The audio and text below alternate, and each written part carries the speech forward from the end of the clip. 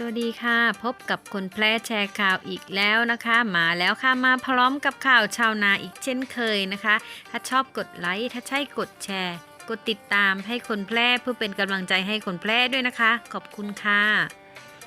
วันนี้เราจะมาพูดถึงเงินนะคะเงินช่วยชาวนานะคะเงินช่วยชาวนาอนุมัติเพิ่มรับสูงสุดครัวเรือนละ20,000 บาทนะคะทยอยโอนเข้าบัญชีนะคะข่าวดีของชาวนารัฐบาลอนุมัติเงินช่วยเหลือเพิ่มนะคะสนับสนุนค่าเก็บเกี่ยวและบำรุงนะคะปรับปรุงคุณภาพข้าวนะคะและเงินทุนช่วยการผลิตไร่ละ500สูงสุดครัวเรือนละ20,000 บาทนะคะทยอยโอนเงินภายใน30 เมษายน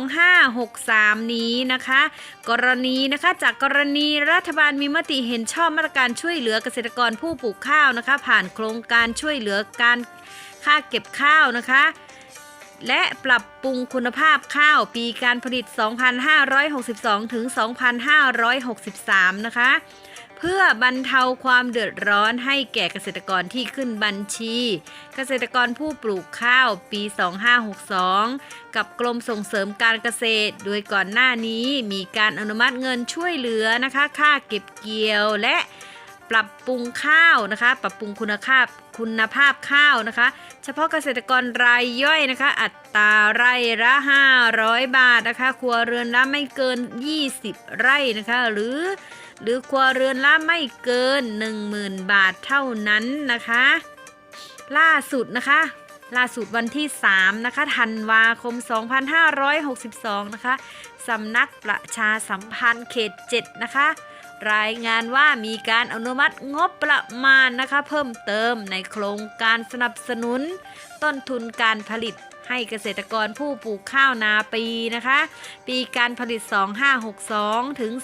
2563 หน่วยงานนะคะที่เกี่ยวข้องเร่งทยอยโอนเงินช่วยชาวนาที่ขึ้นทะเบียนจำนวน 4.57 ล้านครัวเรือนนะคะทั่วประเทศนะคะซึ่งจะได้เงินทั้งหมด2 ส่วนนะคะรวมกันสูงสุดครัวเรือนละ 20,000 บาทดังนี้นะคะเงินช่วยเหลือค่าเก็บเกี่ยวและปรับปรุงคุณภาพข้าวไร่ละ500นะคะไม่เกิน20 ไร่สูงสุด 10,000 บาทนะคะโอนเงินให้ครบทั้งหมดภายในวันที่30 เมษายน 2563 นะคะทั้งนี้กรมส่งเสริมการเกษตรนะคะจะนำข้อมูลรายชื่อเกษตรกรที่ผ่านการขึ้นทะเบียนเกษตรกรผู้ปลูกข้าวปี 2562 นะคะส่งให้ธนาคารเพื่อการเกษตรและสหกรณ์การเกษตรโดยธกส.จะเป็นผู้พิจารณาว่าเกษตรกรที่เข้าร่วมโครงการนะคะมีการเก็บเกี่ยวจริงไม่ซ้ำซ้อนกับการจ่ายเงินภายใต้โครงการประกันรายได้เกษตรกรผู้ปลูกข้าวนะคะโดยมีเงื่อนไขนะคะว่าพื้นที่เพาะปลูกที่ได้รับการช่วยเหลือต้องไม่ซ้ำซ้อนนะคะพื้นที่ที่ได้รับความเสียหายจากภัยธรรมชาติซึ่งได้รับเงินช่วยเหลือโครงการเยียวยาผู้ประสบภัยธรรมชาติจากรัฐบาล